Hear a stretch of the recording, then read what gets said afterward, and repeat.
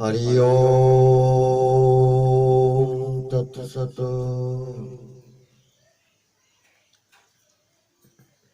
गीता जी का भाव।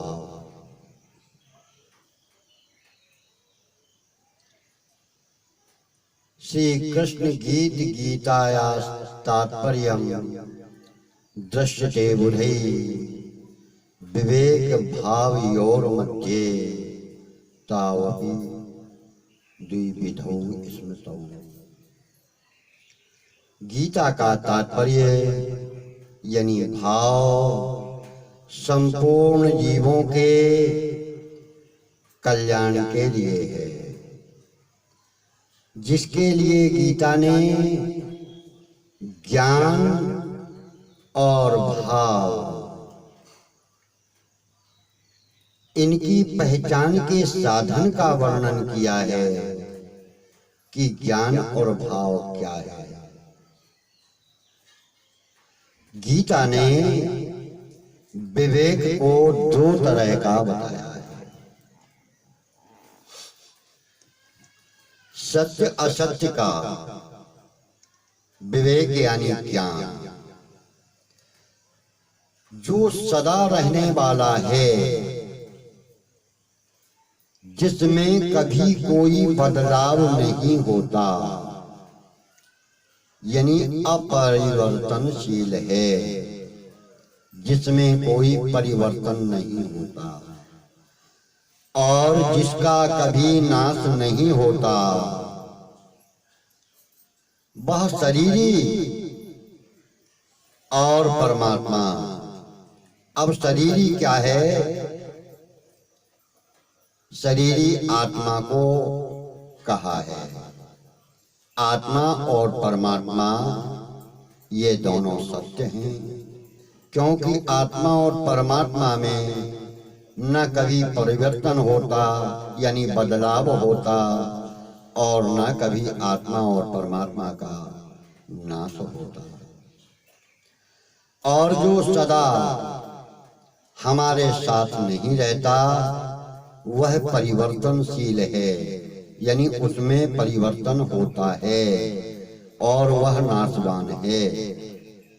अब जो हमारे साथ नहीं रहता, हमेशा हमारे साथ नहीं रहता, वह यह शरीर है और संसार है। संसार भी हमेशा हमारे साथ नहीं रहता, इसलिए यह असत्य है, झूठा है। दूसरे अध्याय के 11वें श्लोक से 30वें श्लोक तक, 13वें अध्याय के 19वें श्लोक से 23वें श्लोक तक, 29वें 34वें में भी वर्णन, 14वें अध्याय के 5वें श्लोक से 20वें श्लोक आदि। अब कर्तव्य अकर्तव्य का ज्ञान कि कर्तव्य क्या है और अकर्तव्य क्या है, प्रवृत्ति क्या है और निवृत्ति क्या है, धर्म क्या है और अधर्म क्या है, अपना धर्म क्या है, दूसरे का धर्म क्या है। यह कर्तव्य और अकर्तव्य का ज्ञान है दूसरे अध्याय के 31वें 53वें श्लोक में, तीसरे अध्याय के 8 से 16वें श्लोक में, 35वें में, चौथे अध्याय के 15वें श्लोक में, 18वें अध्याय के 41वें 48वें श्लोक में। ऐसे ही भाव भी सदा दो तरह के होते हैं, निष्काम भाव यानी त्याग का भाव।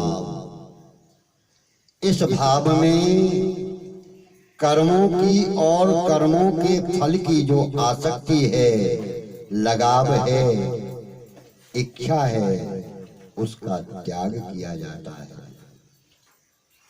गीता जी में संग त्यक्त्वा दूसरे अध्याय का 48वां श्लोक, प्रजहाति यदा कामान दूसरे अध्याय का 55वां श्लोक, व्याहाय कामान्यः सर्वान् दूसरे अध्याय का 72वां श्लोक, दूसरे अध्याय का 72वां श्लोक, त्यक्त्वा कर्म फलासंगम, चौथे अध्याय का 20वां श्लोक, संगम त्यक्त्वा 5वें अध्याय का 11वां श्लोक, संगम त्यक्त्वा फलानि 18वें अध्याय का 56वां श्लोक, संगम त्यक्त्वा फलम चैव 18वें अध्याय का 9वां श्लोक, यस्तो कर्म फल त्यागी 18वें अध्याय का 11वां श्लोक। तो इन श्लोकों में निष्काम भाव का वर्णन हुआ है। अनन्य भाव यानी प्रेम भाव, संसार अन्य है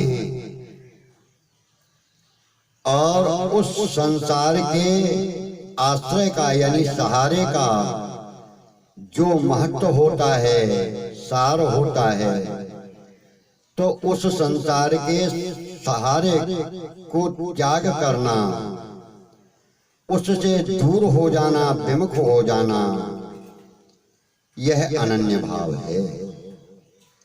गीता जी में अनन्य चेताः सततम 8वें अध्याय का 14वां श्लोक, भक्त्या लभ्यस्त्वनन्या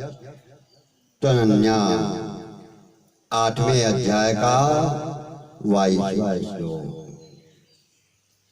अनन्याश्चिन्तयन्तो माम् 9वें अध्याय का 22वां श्लोक,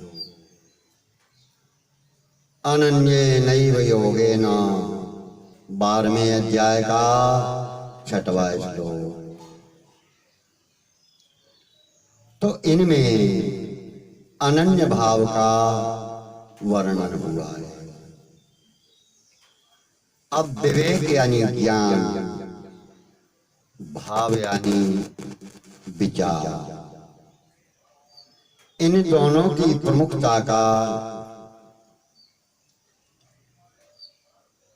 प्रत्येक में साधन में होना जरूरी है। प्रत्येक साधन में होना जरूरी है, कारण कि इन दोनों के बिना मनुष्य संसार में फंस जाएगा, जन्म मरण में चलता रहेगा।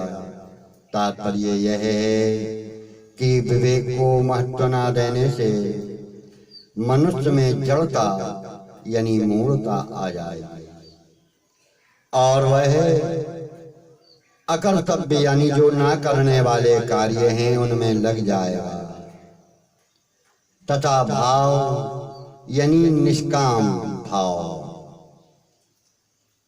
निष्काम भाव यानी किसी भी का कर्म के करने पर उसके फल की इच्छा न रखना। अनन्य भाव यानी केवल भगवान में ही अपना भाव रहना।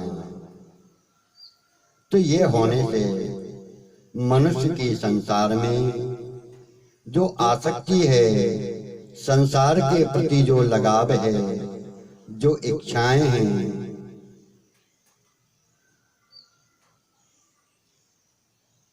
वह हो जाएगी और भगवान से वह दूर हो जाएगा। यदि निष्काम भाव, अनन्य भाव, ये दो चीजें मनुष्य के अंदर नहीं होंगी तो वह संसार में आसक्त हो जाएगा, कामनाओं में आसक्त हो जाएगा, उसकी इच्छाएं बढ़ने लगेंगी और भगवान से दूर हो जाएगा।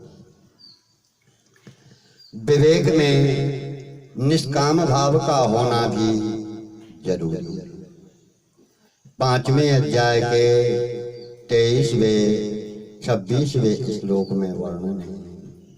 क्योंकि अगर निष्काम भाव नहीं होगा तो मनुष्य कामनाओं में, इच्छाओं में फंस जाएगा, जिससे संसार का त्याग नहीं कर पाएगा।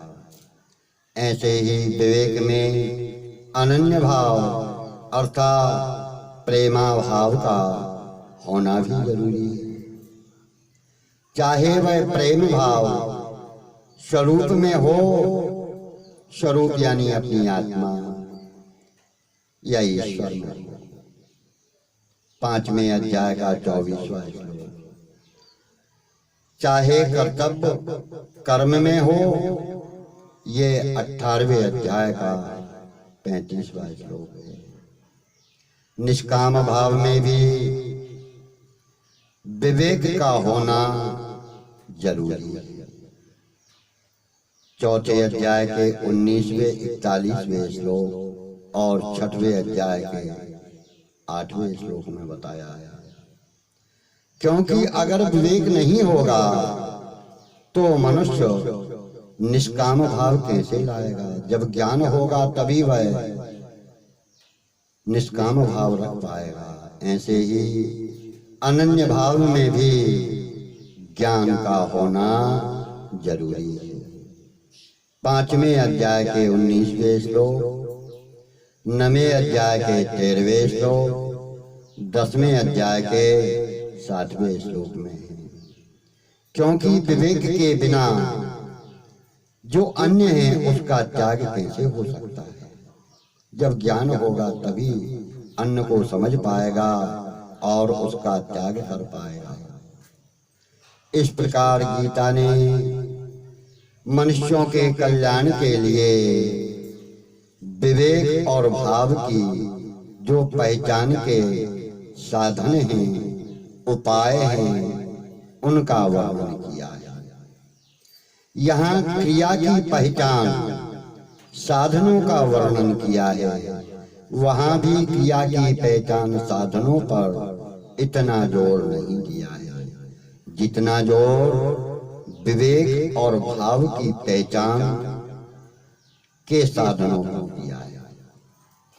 यहाँ क्रिया की पहचान, साधनों पर जोर दिया है और वास्तव में निष्काम भाव की ही प्रधानता है। दूसरे अध्याय के 47वें श्लोक, तीसरे अध्याय के 8वें श्लोक, 7वें अध्याय के 18वें श्लोक और चौथे अध्याय के 15वें श्लोक में वर्णन है।